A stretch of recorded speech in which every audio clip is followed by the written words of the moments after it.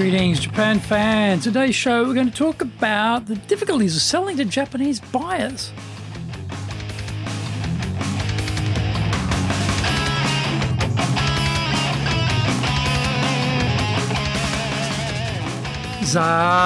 Eigo desu. それでは行きましょう. So let's get going.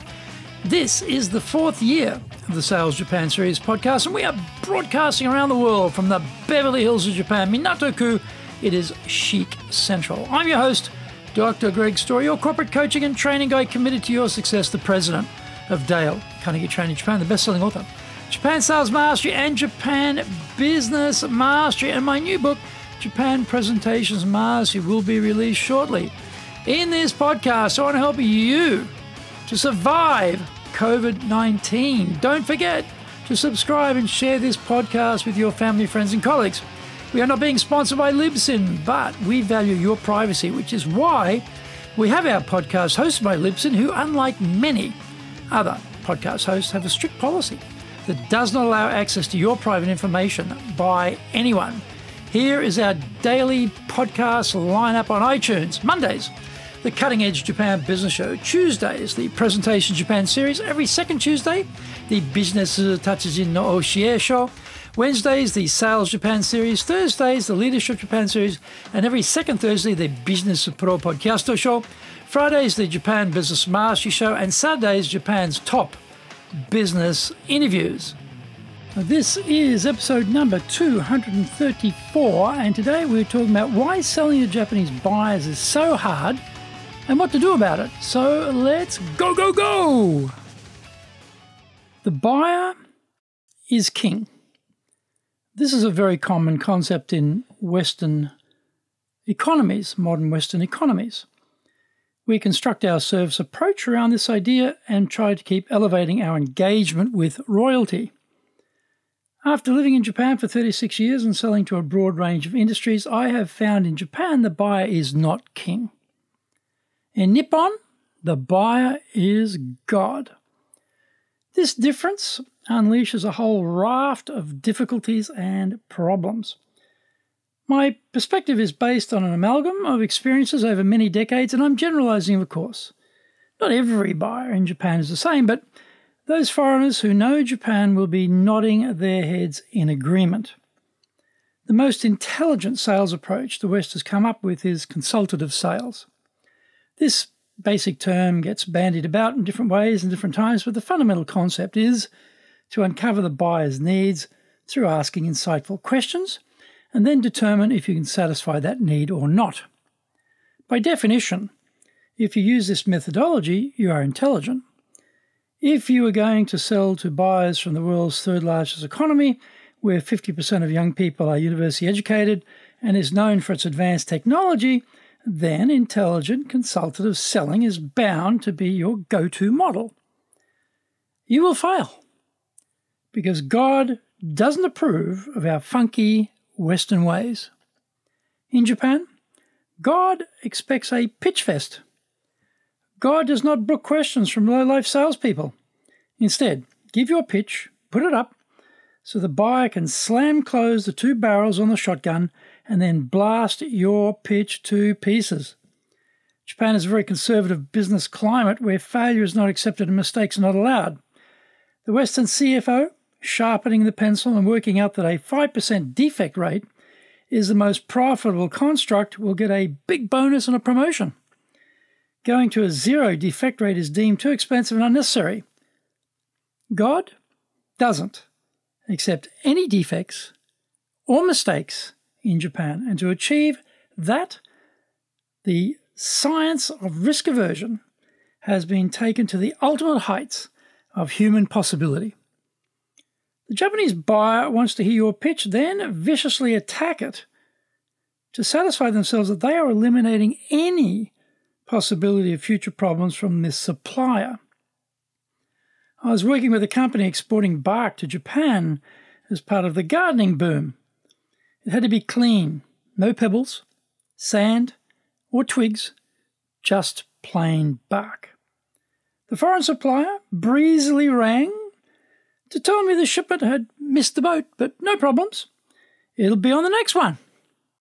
God was apoplectic. Storage costs in Japan are expensive, so the just-in-time idea of holding little in the way of stock and delivering at the right moment is well accepted. Our buyer had just burned all of his buyers down the food chain because the foreign supplier had missed the boat.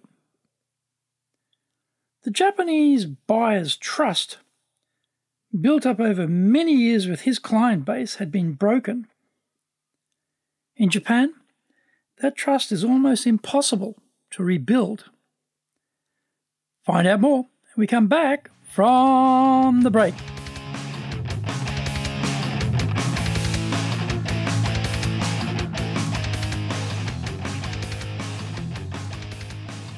Our show today is brought to you by our public programs, but we also do custom-made in-house classes. Now, we do them in our super safe classroom, we do them live online, and we do them in Japanese, and we do them in English. Today's show is sponsored by, on the 12th of May, Cross and Upselling, on the 14th of May, Leading and Managing, on the 18th of May, Time Management, the 21st of May, Developing Subordinates, and the 28th of May, Communicating with Different Personality Styles. You can find out more about those programs on our website at enjapan.dalecarnegie.com, and you can email me at greg.story@dalecarnegie.com. Get my best-selling books, Japan Sales Mastery, the Bible for selling in Japan, and Japan Business Mastery, and my new book, Japan Presentations Mastery. If you like learning by watching videos, we have over 1,000 for you there on Japan Dale Carnegie TV on YouTube. We release 3 TV shows every week on YouTube. The Cutting Edge Japan Business Show, that's the premier business show in Japan, comes out Mondays. Fridays, the Japan Business Mastery Show, and Saturdays, Japan's top business interviews, where I interview leaders in Japan from SMEs all the way up to the corporate captains of industry on one topic, leading in Japan. Now, every second Thursday, we release the Business Pro Television Show. And don't forget, you can email me at greg.story@dalecarnegie.com.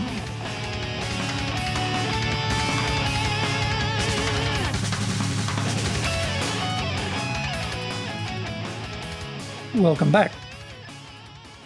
Pitching is a daft idea. How on earth do you know what to pitch? Imagine your favorite color is blue, and I turn up to sell you my awesome range of pink. I'm warbling away like a morning lark about the wonder of my pink, and you have the slightest interest because you want blue. If I had asked you a question about your color preferences, then knowing you wanted blue, I would have only spoken about our range in blue. This is pretty simple. So why don't Japanese salespeople ask God some questions about what is needed? Well, God is a deity too high for that type of inappropriate familiarity and basic rudeness. Consequently, everyone is pitching into the void.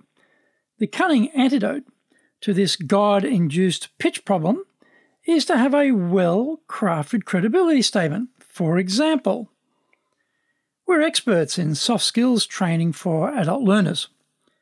We recently helped a client's Tokyo leadership team raise their Japanese staff engagement scores by 30%, and their New York headquarters was very happy to see that rapid improvement. Maybe we could do the same thing for you. I've no idea if that's possible or not, but if you would allow me to ask a few questions, I will soon know if it is a viable option or not. Once God acquiesces and allows us to ask questions, then we are out of the pitch business and now immersed in the consultative sales flow. When asked this way, God does allow questions in most cases. Sometimes we will get a stern God who says, "Just give me your pitch."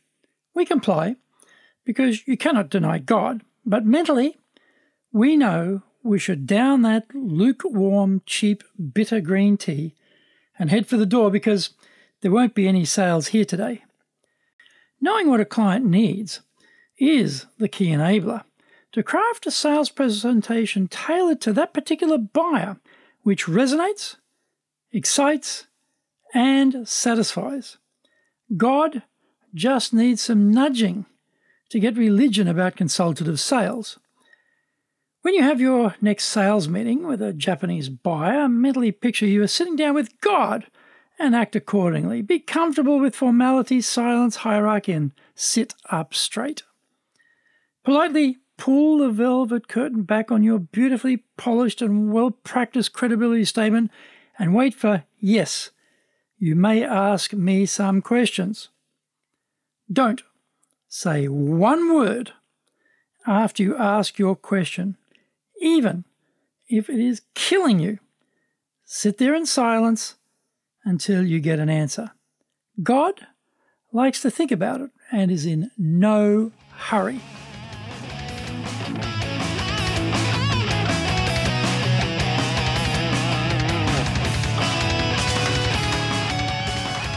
Thank you for joining the Sales Japan series. If you found the program useful, please work on your karma and share it with your family, friends, and colleagues. Don't forget to subscribe and share this podcast. Immediately apply what you've learned today. Use it and go out there and survive. Remember, I'm your corporate coaching and training guy in your corner, committed to your success here in Nippon.